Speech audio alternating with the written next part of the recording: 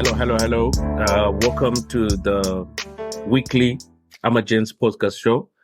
I hope we catch you doing well at this point. Welcome to my fellow presenters, Captain P and Joe. Gentlemen, how are you doing? How is everything? What up, man? Good, man. Good to see you. Good to catch up again. How's everything going? Everything is good. Everything was good.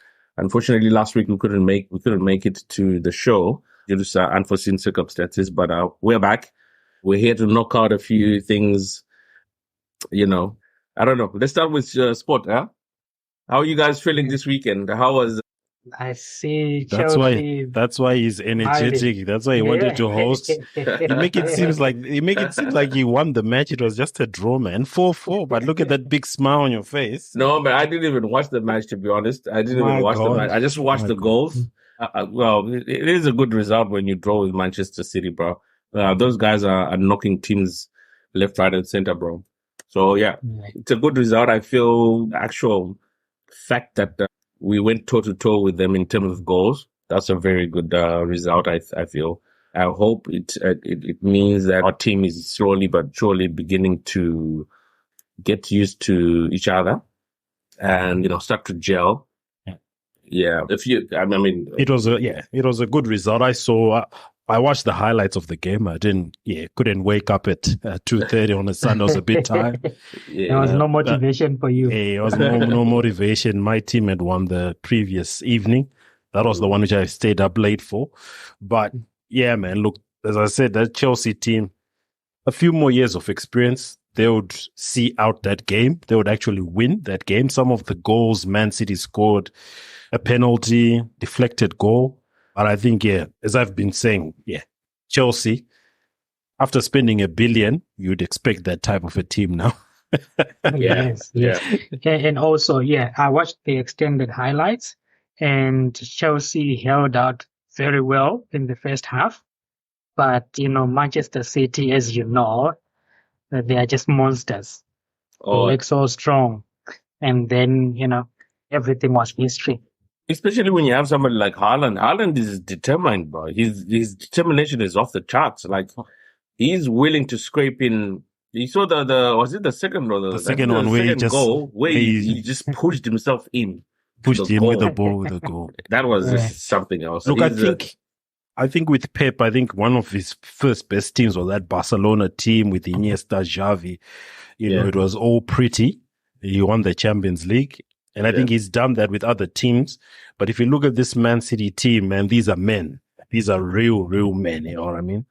Looking at Rodri, it's all physical, but with the technical ability. There's that, like Bernardo Silva, Jack Grealish, they are the technical, the flair players, your Phil Fodens. But come at the big game, your Rodris, your Hollands, man. Those are big 6 foot. Not your typical aesthetic, beautiful playing players, but if you follow football closely, they're men. As I said, that's why I've got a feeling they might do a back-to-back in the Champions League because of how well developed that team is. It's experienced, it's mature, strong, they can bully you, they can pass you out. So man, Can we argue that is all because of Pep? Is that what who do we have to congratulate in Man City's change of good form over the past few years? I think they've been very, very consistent since maybe in the past 5-6 years? I think the ownership, yes, you might say it's an oil state, it's a country state, but the ownership put the right people to do the job. You've got, I don't know how to pronounce it, but he was the former Barcelona guy. What's his name? Chichi Bergstand. And the other CEO, they came from Barcelona, the strong Barcelona team, which Pep was part of. So there's a good, strong backroom, which makes you feel comfortable talking to people who understand your philosophy, how you want to recruit. So these are a bunch of guys who already know what it means to win. Yes. Unlike the structure at Man United where you put a customer liaison person to be a director of football. He doesn't know anything about football. No disrespect. He was a liaison for, bankers and all that stuff. That's your skill, to market and develop businesses. But running a football program is different. So structure plays a whole different level to what's happening with Man City. Of course, Pep is a tactical genius. I think you saw last season, he moved John Stones from the defense into the midfield to overload the midfield. That changed the game. All the coaches are trying to do that. I think Arteta tries that with his team, get his left backs to come in. I think even your coach, Poch, is trying to do that with his young defenders, get into the midfield to overload the midfield and create passing options. So, look, I'm a Ferguson supporter because of the generation I grew up in, but a person who's revolutionized the game, I would say, is Pep Guardiola. Okay, I want to be a little bit controversial and ask, when you consider, obviously not what they won or what sort of trophies they have in their trophy cabinet, but when you consider Pep to Alex, two different generations, two different styles of play, who would you say is a better coach? Pep. Okay. Pep is a better tactical coach. Ferguson was a good man manager. Okay. Right? I think that's where people get it wrong. Ferguson, he was a CEO type. Yeah. He was a good CEO. He's good CEO. He oversaw everything up until what people are eating and all that, to the nitty-gritties. Yeah. But he had a good assistant coaches. Your Carlos Queiroz, your Ren Mulestein, some good coaches who were there who did the day-to-day tasks. Pep is a tactical person. He's on the ground with the players. And then you've got the people I've told you, the backroom sporting directors who now do the overseeing. Do you think that's mostly because maybe he played the game? Did Sir Alex, did he play football? Yeah, he did, but of course, not to the heights of like a Pep. Pep, he played under Johan Cruyff. So I think some of these things are traits in Pep, which have moved on from people who trained him prior. As I said, he was trained under the great Johan Cruyff, who was all about total football. Yeah. So Ferguson did have a playing career, but it wasn't as prominent. His coaching career was the most prominent one. Yeah, so, even back then, I think even football was not as tactical as it is now. Yeah, look, Ferguson, it was all energy, intensity, overwhelm. You know what I mean? The team. I like Man United.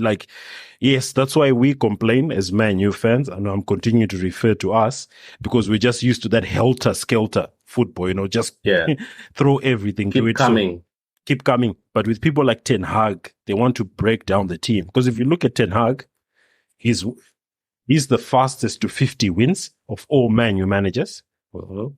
If you look at the last 5 games, Man United is actually the most informed Premier League team in the last 5 games. But you wouldn't believe it when we're talking. So it is what it is. But Pep. Liverpool. Sorry, cutting you off there, Joe. What's your take on Liverpool match? Liverpool is always on the ball, on the money. Yeah, they did one this weekend. Yeah, 3-0 to 3-0 Brentford against Brentford. Yeah, I watched the highlights of the match. Yeah, it was just a walk in the park with Salah, scoring 2 scores, piece of cake. Yeah. But, as usual, it was team effort. It was just there to execute. And, as usual, but Brentford is not a team that we were worried about. Yeah, you never worry about these teams until the last minute. Yeah. We I think the match before where we were playing, was it Luton? Yeah, you drew against Luton. Yeah. Almost lost actually. Yeah, it was 1-1 because I think we were we were too comfortable. Yeah, whenever we talk of Brentford, some of us will look down. And just keep quiet. They did a number on us. Brentford back to back. Brentford is it's always slapping Chelsea. It's like they did a good number. Chelsea, they've got your number for the last couple of years. But look, to be honest, Liverpool is what can I say? It's just moving silently. Everyone is talking about Arsenal, Man City, Tottenham. Liverpool is just winning quietly, and right now it's sitting on number 2, a point behind Man City. Man City. Yeah. But look at us, Man United. Even with our bad start, we're only 6 points behind the top 2, man. Come on. Yeah, but Man U, if they're not careful, they might drop out of top 10. Nah. If everything starts to click, we will be in the top 4. Tottenham will drop out of that top 4. Yeah. Oh, definitely. Okay, just to touch on the top 10, we have Man City, 28 points. Liverpool has 27. Arsenal is sitting on third, 27 points as well. I think the biggest difference there is the goal difference. Yeah. 17 goals to Liverpool against 16 for Arsenal. So anything can change that. Tottenham is now on fourth, 26 points. Aston Villa, 12. Games, 25 points. Man United sitting on number 6 with 21 points. Newcastle, number 7. Who's now on top of Newcastle 20. Now? I think slowly but surely it's beginning to take form, huh? Yes. Yeah, Brighton sitting on number 8, 19. West Ham, 9, 17. And guess who's number 10? Chelsea with 16 points. Chelelak coming in there. But look, why aren't people talking about Brighton? Look at Brighton's last 5 games. Brighton hasn't won a game in the last 5 games. No one is talking about it. They were this De Zerbi, this new young coach. But look at his team struggling. Look at Newcastle, 2 wins in the last 5 games. Come on, man. Well, yeah, it could be a case of they try to bite off what they couldn't chew. So now it's the case of you people on social media and the bigger media, news corporations, forever in our minds. Man United lives rent free. If Man United win 5 games like this, man, all the articles which will be coming out, man. I think every time people see some of these smaller teams doing good in the first stages of the Premier League, they always think of Leicester. What year was that? Yeah. 2015 team, yeah. Because we all didn't think that would happen, but to the surprise, they pulled through the rest of the season winning ways and finally took that. So I think maybe that's what people always look at and say, maybe this could be the team. But unfortunately for Brighton and Newcastle, they are slowly sliding down at a log. Yeah. One issue we forgot to talk about, gentlemen, was the Ballon d'Or, which now happened about 2 weeks ago. But I feel maybe we just touch on that and your sentiments. That thing is just whoever's got the biggest social media following wins, man. Messi didn't even deserve to win that thing, man. You think so? Come on. What did he do? Who deserved World Cup? Come on, Erling Haaland deserved that, man. Okay. If you want to include the World Cup, okay, then Julian Alvarez should have won the Ballon d'Or. You know what I think? No, but can I give you? Julian Alvarez won the World Cup. He won the treble. So he should have won the Ballon d'Or, isn't it? If we're using that. What numbers did he end up being? He wasn't even in the top 5. Yeah. Yeah. You see it's all about who you are. It's all about who you are. So for me, I don't follow that. But I used to follow it, but after this one, or even the last one when Cristiano won. Anyway, I'll leave it to you. I know you're a Messi defender. He won the one in 2017? Yeah. Oh, Cristiano hasn't won since 2017? No, since then it was Lionel Messi, 2019, 21, and now. Benzema was last year. Yeah. The year before was Lionel Messi again.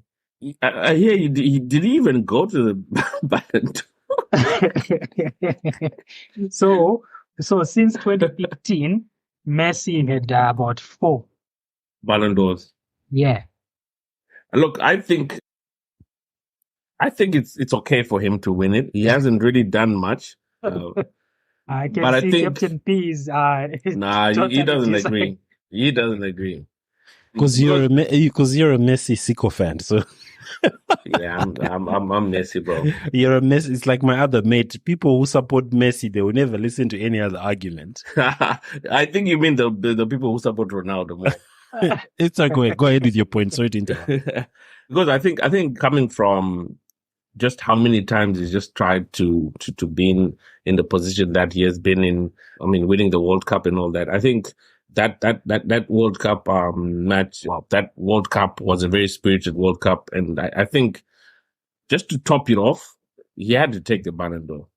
Haaland, definitely this year or next year, Haaland deserves to take it because this year that's when he did the most. The 22-23 coming into this year is the one that he scored all those crazy goals. Oh. And I think, next year definitely we could look at Haaland if he can replicate what he's doing. But Kylian Mbappe, I don't really know what he's doing. I haven't been watching a lot of that. It seems like, their matches have just become quieter after Messi left, after Neymar left.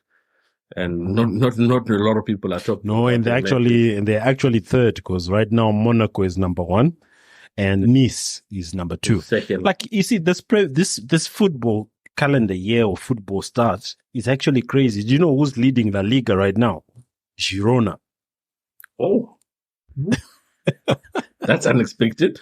So, like I'm just saying that this is gonna be a weird year in football because Girona, which is part of the Man City group, leading the league. That's interesting. And the Premier League, Man City is taking on top. Storm. Yep. And then obviously in Italy, you've got Inter Milan, which is back. So, and is Inter? Well, okay, no.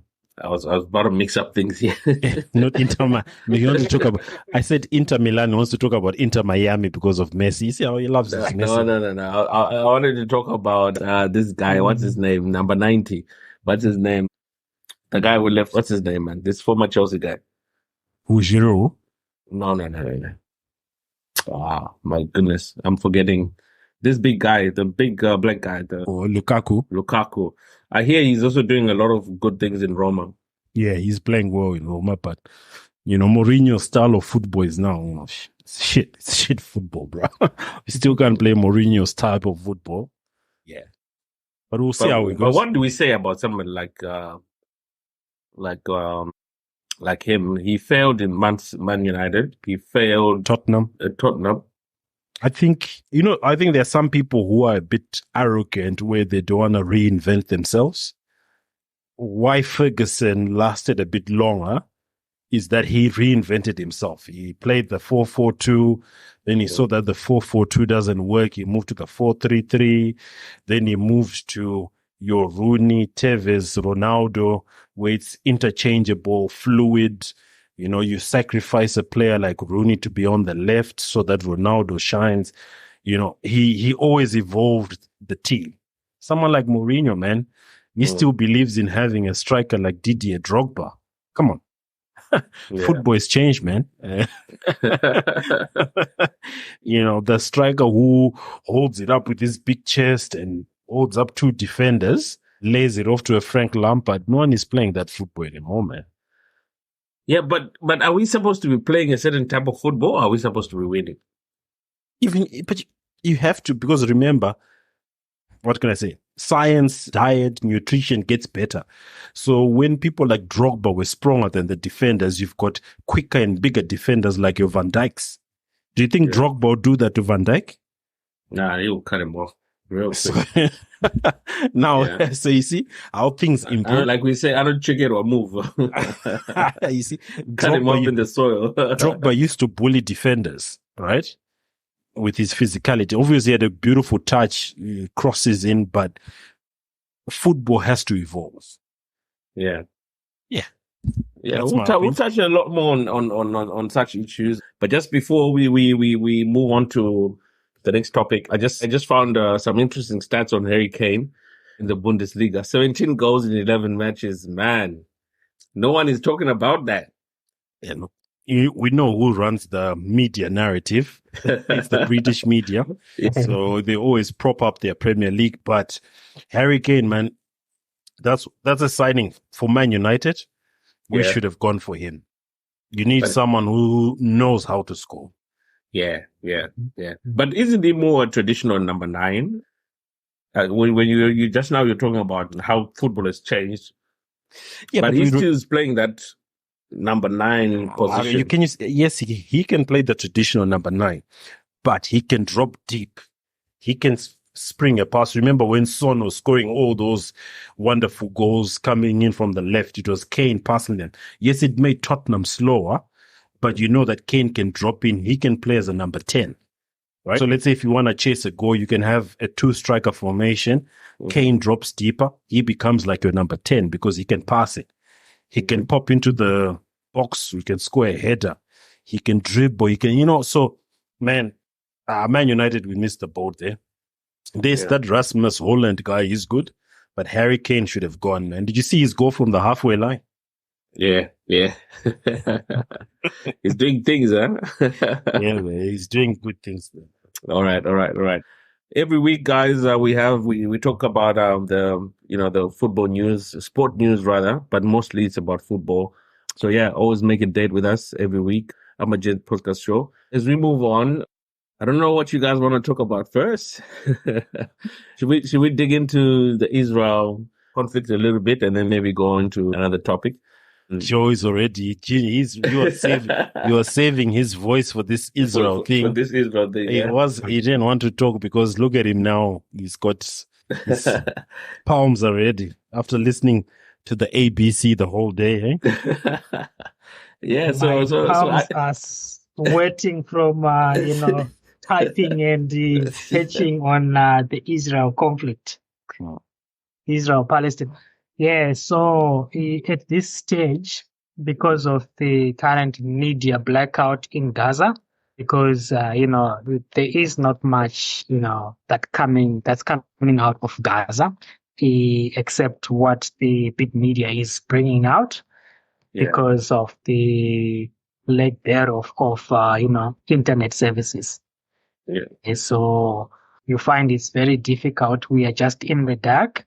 And we are depending on some of the information that we are seeing is already stale because it's not live information. People taking with their videos and sending whenever they have, hotspotting and things like that. But it's pitiful situation that we are seeing in Gaza there. Yeah. So generally the information about the actual conflict itself, as like you're saying, has been coming out dribs and drabs, and there's not much change in the information that's not coming out. Like you're saying, the media is being controlled to let out a certain narrative. Well, apparently, or it seems that way. But as I was going through one of these posts, I think it was on TikTok or something, I was just scrolling through, I came across an art video that was saying that the real reason behind, remember last week we were talking about, the week before we were talking about how that war, Netanyahu had apparently told his soldiers to stand back. So it's almost like Hamas played into what Israel wanted them to actually do, attack first, and then they have the upper hand to then clear them out. So apparently the real reason why they want to do that is because they want to build their own canal.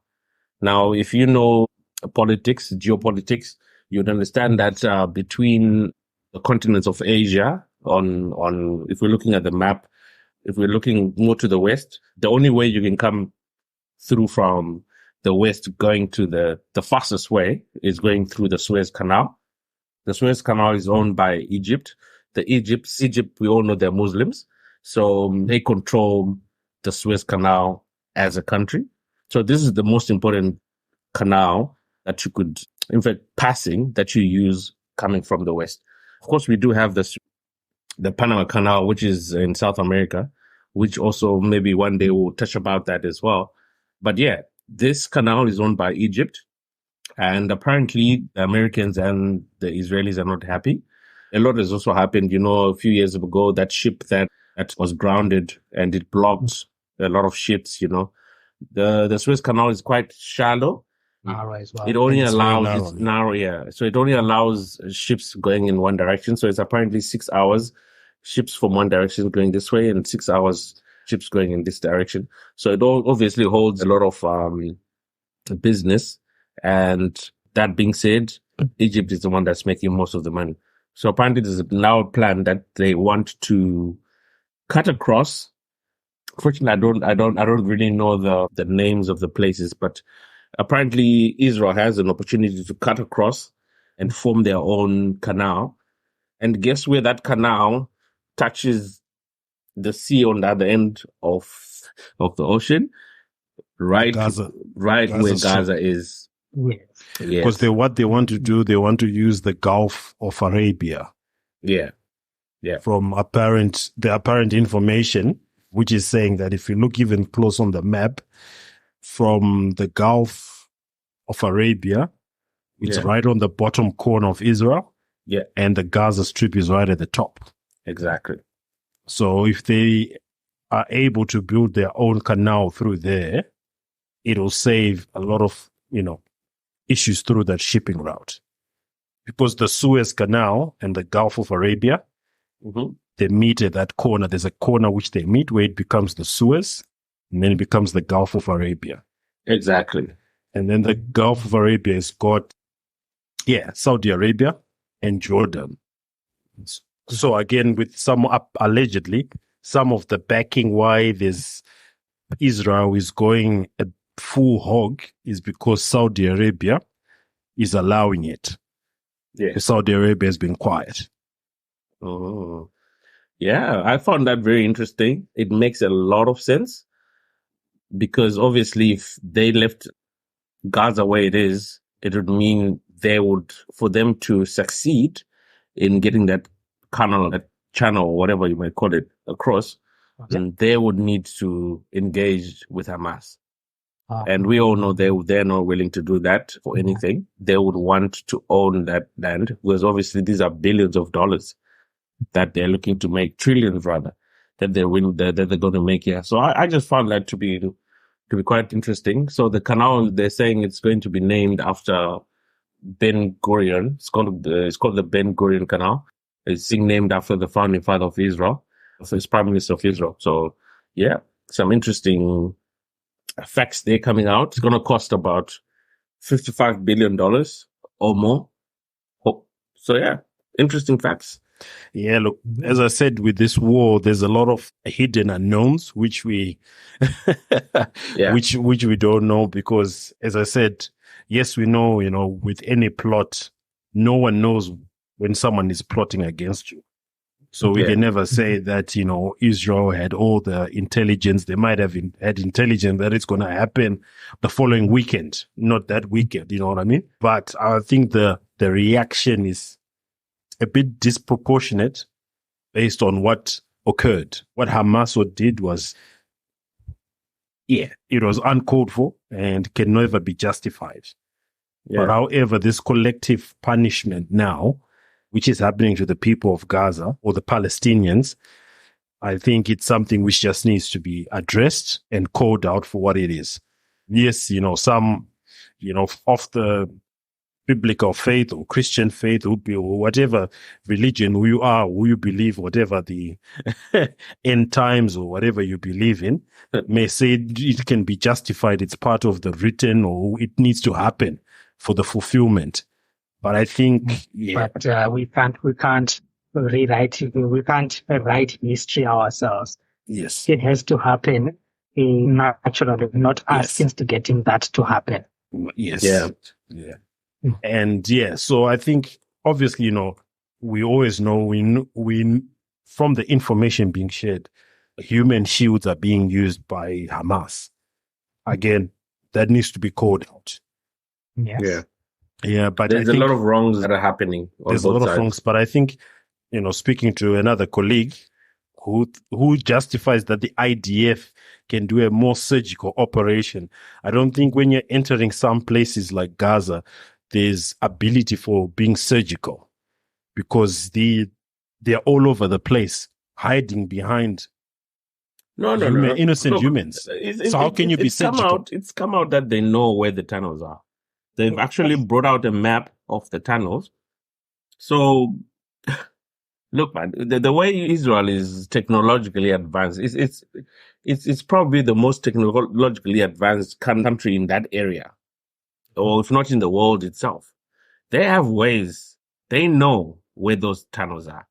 Yeah, that's my thinking. Yeah, one of the best military intelligence in the world. Exactly. And you tell me they cannot, execute a surgical intervention into the tunnels of Hamas. They know. They have the capacity and the capability to do it, but taking on to what Tinas was talking about, that there is a hidden agenda behind the execution of what they are doing at the moment. Yeah. And it's uncalled for, And these little kids, they haven't wronged anyone. No. Those old people, those innocent civilians, on both sides, not to say we condone, we do not condone Hamas, what they've done. And no, on the flip side, we do not condone what the IDF is doing. Yeah. Because it's all wrong. No wrong can right another wrong. Yeah, there's definitely, it feels like it was a well thought after plan. And unfortunately, Hamas were not well prepared for what would come after what they did. Yeah, which again is also unfair for their people, because if you go and slap Captain P, and I don't have a plan to what is going to come after me, yes, that's a poor decision on my part. You know what I'm saying? Like what happened, I think there was a war historian. I saw it briefly on YouTube when he was talking to say Hamas did not calculate. They were looking back at the Yom Kippur War, like looking at the first 3 days of Israel's response, but they did not look at the 15 days after. Yeah. When the Yom Kippur happened, where Israel really went full on. Yeah. So they just thought that, the international outcry will stop Netanyahu, because I think he knows this is his last hurrah as a prime minister, and he's going full throttle. I don't think whether he succeeds to finish the term or they dismiss him, I don't think he will ever come back to be prime minister. So he's going gung-ho. So they did not really calculate that. They were calculating that US is going to intervene and, everything is going to stop. But you have to remember the establishment, which is in the US now, needs to recover after 4 years of not making money from wars. Yeah, because Donald Trump wasn't there. Donald Trump. I was also seeing some videos where some of the people that are being captured there, apparently the Americans that are fighting that war. And then another interesting thing that again, after, you start going down a rabbit hole when you start going into these issues. And so apparently most of the people that are sitting in the US Senate, that are sitting in places of power, basically, the Federal Reserve, all these places that have got the key parts of the US economy, they all have dual citizenship with Israel. I found that to be quite interesting. Wow. Yes, I found that to be quite. I think, unfortunately, I have the video. I'll share with you guys. But I found that to be quite interesting that you sit in an influential places of a country, but you have dual citizenship. So your loyalty can easily be pledged to another country. Like you saw, I was talking to another colleague about the response. I think there were those uni students who supported Hamas, and some big CEO said that we won't be employing these students who've signed, and other big businesses should sign that. Why didn't that happen to all those people who are against the Black Lives Matter rally? Exactly. Right? There were people who wrote articles, who went on the news to be against BLM, but there were no threats of them not getting jobs.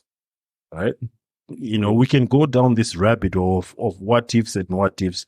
At the end of the matter, what the IDF is doing is an uncalled for response. Yeah. So what about the ceasefire issue? Oh, but he doesn't want a ceasefire. Netanyahu is not even entertaining that. He said flat out, no, that's not going to happen. So he definitely wants to leave a dent in the history of Israel and Palestine, and the history of the world as well. So how do we differentiate that from a calculated ethnic cleansing? No, you can't because if there's the most powerful people in the world are supporting him, so you can't draw that line. Yeah, sad.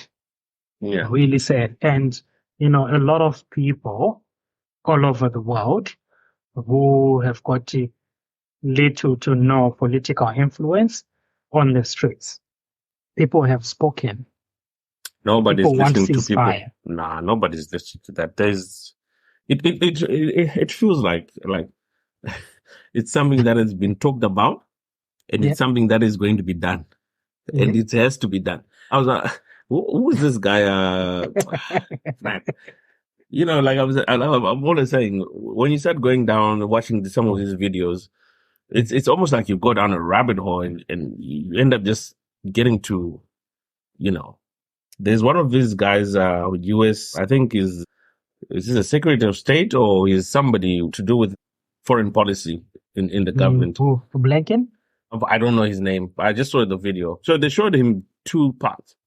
And when he came out when they started talking about the Ukraine war, and he was acting as though he wants to cry. He's saying, "Oh no, what the Russia is doing." Yeah, that's Anthony Blinken. That's him, right? And then this guy was crying, and he wants to. Oh my God! And then they saw the second clip now, when he's now talking about the Israel war, and his demeanor is changed, and he's talking about things have got to be done, and the war is a war. I'm just like, really? Yeah. So these are the people that you're dealing with. So that's what I think Captain P was talking about, selective outrage and selective empathy, where, they empathized and sympathized with Ukraine. But when it comes to Gaza, their stance completely changed because they feel and think it's justified for the same civilians that they are crying for in Ukraine to be massacred in Gaza. Yeah, which goes back to what I was saying. It feels like it was something that was spoken about and it was agreed on plan of action. So they're never going to back down. They're going to see it through, regardless of how many lives or how many, what's destroyed, or they're going to see it through. So do you think Hamas was part of the plan? Because it has been funded by Israel before, and it's been funded by US, so they could be in on it. Okay, so what they did was they created Hamas, or they helped create Hamas, so that they could counter what's his name, Yasser Arafat, with the Fatah movement, whatever, PLO and Fatah. So they wanted a counter against those people, and that they were funded by the Israelis. So. Again, it almost feels like everything was set in motion at some point.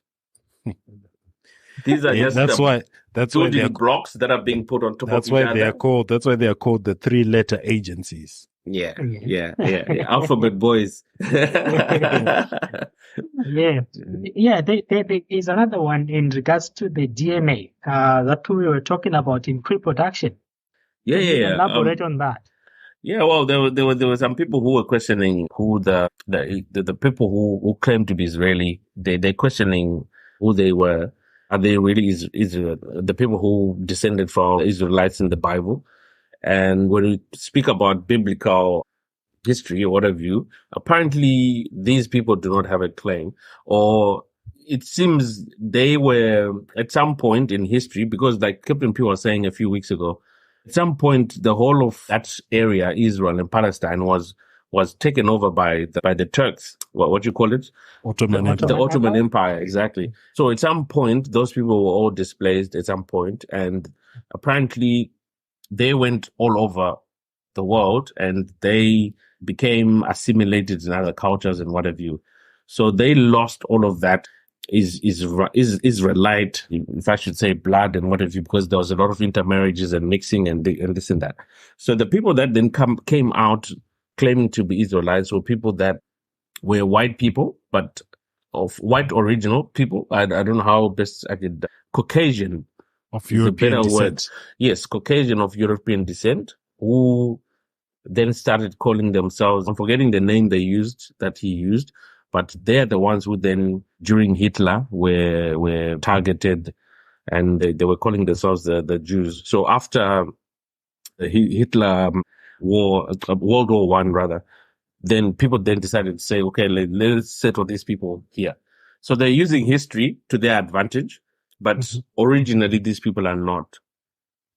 It was just a video that was saying that, and ideally the genetic test or DNA test might expose that they are not actual Jews. Well, if someone can claim to tell what's in your blood, whether you're 19% Chinese, 28%, white, and this and that, then they should be able to tell. They have markers that can prove who you really are, and so they should be able to tell who you are. Yeah. All right. So upon digging, when we were talking about it, I came across an article that was talking about the DNA being banned in Israel in 2000 when they passed a law. It's called the Genetic Information Law. Ooh. Yeah, which was passed. So, if you go through the, internet rabbit hole, you will find information. Yes. So the Genetic Information Law is 5761 of 2000, which was passed to regulate conducting of genetic testing and provision of genetic counseling, and to protect the right to privacy. So, and if you go around in Twitter, in 2000, the Israeli government passed the genetic law, which makes it effectively illegal to use the DNA genetic testing kit in Israel. I wonder why. And then people are asking, why are they afraid of these results? It seems interesting, yeah? Yeah. I can see Captain P smiling there. Yeah. I'm reading the article. Yeah, so look, needing a court order to have your own genetics to find out who you are. Yes. I think that's a bit more, you can call that type of a Soviet type or Soviet era type of law. Draconian. It's very draconian. And looking at it, again, it's all about a rabbit hole. We can continue going down deeper into the rabbit hole because, as the other articles are saying, there is a dispute of who's the original Jew. Yeah. Who's got the actual birthright. The Zionists will shout high hell and high water to say they've got the rights to the land. But we can say some of the Palestinians have actually got more Jewish blood in them. And they've got the full most of these. Yeah. And because that's the issue for, there's a section of Black Jews, like from Ethiopia and from Egypt and other African countries. Apparently, they're actually Jews who not only come from these places you've mentioned, but I was also seeing a video of a guy from Nigeria who I think is an Igbo. It's an Igbo tribe, yes. Who was actually saying this, that the Igbo are also part of the Jews that came from that area Middle East, yes. I was just like, wow. Yes. So if they do the genetic testing, there is a genetic trail. Those people are very much related. It's just like what people never want to agree, that the Pharaoh or whoever, the Ramses, who kept the Israelis hostage or under slavery, were actually blacks.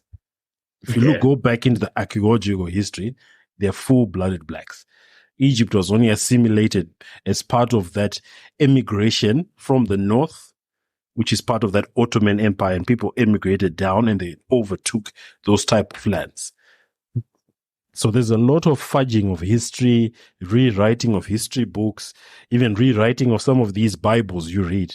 They have multiple versions. So that's why someone says, go and get the Aramaic version or the Latin version, if you can read it and translate it. It's better than reading. It's better than reading this Bible. Some of these ones which are that's very true, Captain P, because a lot of things, they get lost in translation. Yeah, and it's his story. It's who's telling the story. You know what I mean? Like, obviously, someone is always going to have a bias over why they're doing what they're doing. Yeah. So if somebody's going to sit down and write a life of Captain P, there's already a bias into why he wants to write that story, and the storyline is always going to fit what bias he has. So, if it's a white person sitting down to write history, he's obviously doesn't want people to think or to know that black people were that advanced, because a lot of these technological advances happened at a time when people in Europe were walking in mud and, living with rats, and they were being plagued by the Black Plague and all these things, whilst some of these African countries had the technology that they later the technology about the wealth. There's this African gentleman who was so wealthy that he went through to Egypt and he taught people how to do the trade, and the Egyptians got out of poverty. Musa. Yes, Musa. Yes. I'm forgetting the name of what they call these black people who are claimed to have taught modern medicine, what it is. They went up to Rome and all these places. I'm forgetting what they call these black people. But apparently, yeah, medicine in itself, things like the nervous system and things like this, those were things that white people were taught by black people, that the person actually looks like this. Even issues of paving of roads and things like this, apparently, yeah, they were taught by the Moors. They call them Moors. Yes. Actually, let me touch on that. The Moors. I think so. You see the dynamic, coming back to that discussion we're having about the Palestinians and the Jews.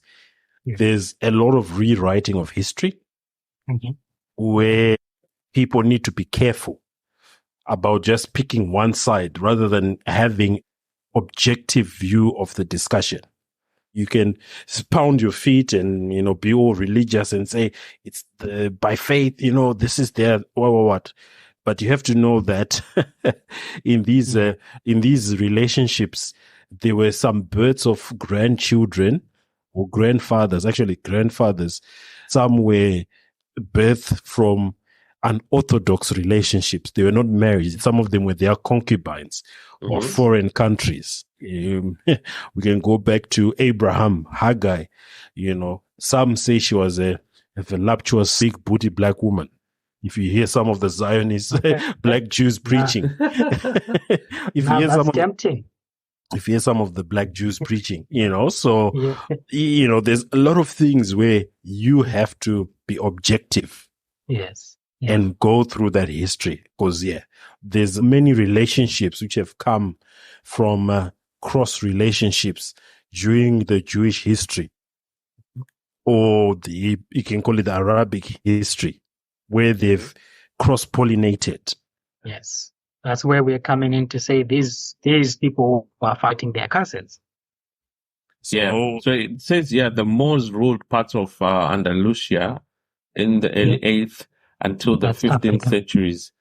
800 years of history. They have 800 years of history that you don't hear about unless somebody, or you hear someone specific. It's just like that the Musa guy. No one really talks about him. Yeah. Yes. Yeah. He came all the way from Mali. He was the king of Mali, the ruler of Mali. So Africa was once called Mali anyway. So he was the ruler of Mali. He was carrying gold and chariots of gold. Yeah, Mansa Musa, yeah. Yeah. And then he came all the way. He was going to the Mecca when he came through Egypt. Mm-hmm. Yeah, he was going to the Mecca, and then that dude was rich. Apparently, is he the guy who would give people gold everywhere he went? But he would just leave people gold. And he left. They said they collapsed the economies of all the countries he went. Yeah. Because he took people out of debt and poverty. Yes. That's what they don't want. They want people now it's making sense. So if you get people out of debt, here in Australia, it collapses. Yeah. Yeah, because they don't need your money anymore. That's what sustains the banking system. Yeah. It's all the debt and all fugazi. Yeah. A very good example is when you look at a mortgage. Yeah. A $500,000 loan could end up becoming a $700,000 interest on that $500,000. So I was listening to a podcast they were saying the money is not there. The money they give you is not there, but it is created the moment you sign. They automatically create money when you sign for that mortgage. Exactly. So I found that to be quite interesting. So there's a lot of things which just come up with this. It's just a system, a few algorithms, a few ticks here. Like it's just like with the last interest rate. Someone already knows that now they have to earn an extra 30,000. Yeah. And that's for where are you gonna earn that? Where are you gonna earn? This is for a house which is 750,000. Who bought a house for that? Or if you bought a house for 500,000 or 400,000, you need at least an extra 15,000. Which organization has raised people's salary 15,000? By that much? Yeah, it's all a scam, eh? It is. Interesting. I love these discussions where we end up poking other things, talking about money. But we need to come back and talk about this Mansa Musa, right? Yeah. And this history. I think maybe we just need to touch on Black history as a large. I think that's just the influences of the Black history, because it doesn't only touch on Europe and what have you. It even touches the Americas. I mean, from, the Incas all the way up to slavery and all these things. So I think we need to diarize and then maybe touch on Black history. Yeah. I don't know. Where are we with our time? Are we good? Still good for another topic, or maybe we can just brush small topic as we close out. Yeah. I think I can see Captain P smiling because he knows the topic that's coming up is explosive. It's sensitive. It's very controversial. Yeah. Go ahead, my man. Go ahead. Let's talk. No, I'm laughing at you. The last time we were talking, you were really deep on it. So I want you to continue from the part where you're like, my mates are now laughing here. So just continue from that part. You guys started laughing. Yeah. So, man, life. I really wonder, how we as men have just allowed certain things to go on. I really wonder. But anyway, yeah. I mean, you guys are free to I can talk. Answer to that. I can answer to that. Let me tell you one thing. Men have been emasculated. Let's just go straight to the point. Don't take my points, man. Men have been emasculated, and then I know it might be a controversial statement, which I might say, but I actually respect successful men who are actual bachelors. Yes. Because your life is actually way better off. Yeah. In mental health terms, peaceful, yeah. And financial terms. Because me and just a bloke, I can get my own executive 1-bed apartment, have my one car, go on holidays whenever I want. I just pack my 7 kg bag. I just, do whatever I want. If I want to just have a piece of steak with veggies, I can do that. But there's all those other factors now where you're now thinking of the other party and it sets you back. So it may be controversial, but I think the institution of marriage has derailed and hurt a lot of men in society, particularly the modern day institution. So when you say modern day institution, I might try and elaborate that to see if I'm understanding what you mean. Do you mean the existing government policies and regulations that emasculate men? Yes. To the extent that there is a little bit more favoritism to the opposite gender. I don't think it's a little bit more, but it's actually a lot more. Go ahead. I wanted to be polite. So, in essence, you find that women have been empowered to emasculate men however they want because the system sizes them. Their new default or de facto husband is the government system. because they know if they mess up with you, the government will give them child support, and here they will be given like Centrelink. Yeah. So they can survive without you. You as a man, traditionally, you are the breadwinner.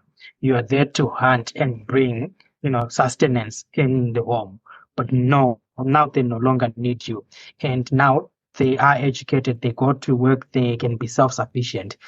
Okay, but let's stop there. There's nothing wrong as a father of girl child. Yeah. Education, emancipation, learning for themselves, 100%. Yeah. But that lack of respect or that lack of, remember, there's many facets of relationships, right? And we're not saying that impose your will or do as I say or do thy will or whatever, but there needs to be that element of respect, right? Where that has gone out now. Yes. Respect, which is mutual.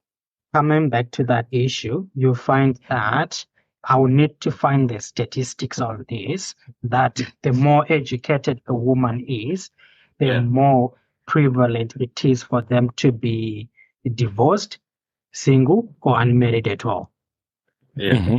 If we can find those statistics, that would be fantastic, because what that does, the more exposure outside the normal traditional system that we had prior to these women empowerment and equal rights acts and whatever, families thrived because the roles were not blurred. You see, biblically, if anyone believes in the Bible, it says in Proverbs, chapter 21, verse 19, it's better to live in the wilderness than to live with a contentious and irritable woman. And then I'm going to that doesn't need to be biblical, man. That's just common sense. It's not biblical. It is biblical. I just wanted to find a point of reference, right? Is so in saying that men, they don't have the resilience and the capacity to withstand ongoing irritation, emasculation, and annoyance. Mentally, men are not that resilient. They can be resilient physically, but emotionally and mentally, men are weaker than women. So if you go into any argument under the sun with a woman, no matter how many points of IQ you are above the woman, she will defeat you. But I have a question though. Yeah. Why is it that us as humans want to eradicate hierarchy, and yet everywhere else you look, there is hierarchy? It is a later agents project that started a while back. It's it's very political, isn't it? Yes, with the introduction of feminism. The introduction of feminism was designed to destroy the family unit. Nuclear family. Once you destroy the nuclear family, it's easier to control people. Because if there is no proper nuclear family, the kids are growing. You remember what we were talking about on our last podcast about absent fathers and and toxic mothers. You find that it emanates all from the nuclear family no longer being recommended or encouraged or taught about because of the highly feminized, highly environment. So at the end of the day, our society has been weakened completely because the backbone is taken off, which is the family is the backbone. So at the end of the day, we are very easy to control. I've been listening to this conspiracy theorist, David Icke. Mm-hmm. Is that his name? David Icke? Yeah, David Icke. Yeah, he alludes to some of those things being, CIA projects. I don't have any facts to that, but sometimes you gotta believe that there is a shred of truth in that. If you see where the world is going at the moment, is it? Because look, to cut it simple, they argue for equality on points that they want, right? Equality is not across the board. Mm-hmm. I think you gentlemen, I'll speak in layman terms. Equality is up to the point of their back pocket or their wallet. Mm-hmm. Apart from their wallet, there's no equality. Mm-hmm. I was a little while ago. I was seeing a podcast for women that was speaking about this issue of equality and what is equality. They were asking, and this woman was saying, "Oh, we want jobs. We want to be in parliament. We want to be this. We want to be managers or CEOs. We want to be." And she was talking about all these wonderful positions. Yeah. Why don't you want equality as a bricklayer? Exactly. And then the host of that show then asked her, okay, so if you want equality, does it mean only getting these things, or can you also, be a garbage person? Can you also be a sewer person? Can you also be, a plumber at this, at this? Or the expression on the face has changed, and she's like, no, but we need to start from the top. We need to start from the top. So like you're saying, the idea of equality only suits the conversation if it's in certain places. Yes. It's not across the board, because even at work, you'll find a woman is treated slightly better than what a man would be treated as. Where you are asked to lift heavy things, a woman will be asked to push the trolley. Mm-hmm. You know what I'm saying? So these are things that I don't know how best we can address or how best they can be spoken about. But these are things that we all see. Yep. And I really wonder where the man is when all of this is happening, and how we have not had, a voice. Unfortunately, you can't do much unless if you are within where the policies are being made. Because this whole thing has been decided and it's integrated into the policies that govern the places. Yeah, but women do marches. Women do this. I've never seen men marching for you. But you remember there was a big men's march. I think was it in the 80s or early 90s? But it was all tripped out because they called, what's his name? That minister, Louis Farrakhan. Yes. Yeah. Okay. And they diverted it to make it, they've called this, Louis Farrakhan guy. You look at this men's rally. So it became more about Farrakhan than it became more about Farrakhan, not about the actual message. And they now talk about it being a religiously motivated with this Islamic nation thing. Yeah. It's crazy. That's where the issue ended up becoming about what? Louis Farrakhan. Interesting. All right. I think, gentlemen, we have exhausted the few for topics. This topic, I think we still need to touch about, because it seems like it has a lot of facets that we can always touch on. So I think maybe in the next episode or two, we can actually, just get into it and then maybe expand more on the divorce side of things. Divorce, a woman's paradise. Maybe we can touch on that topic in the next weeks or maybe week or two. And and see how it goes. For now, thank you very much, gentlemen. I think we can close the show. Thank you very much for this week. Hope to see you guys next week. And guys, stay tuned. Remember to follow us, Amagen Podcast, on Twitter. We are there. We are there on Instagram and on YouTube. Feel free to comment. Give us, if you have any topics that you feel we can talk about, feel free to suggest. And awesome. Thank you very much, gentlemen. Have a wonderful week ahead of you, and see you guys next week. Thank you.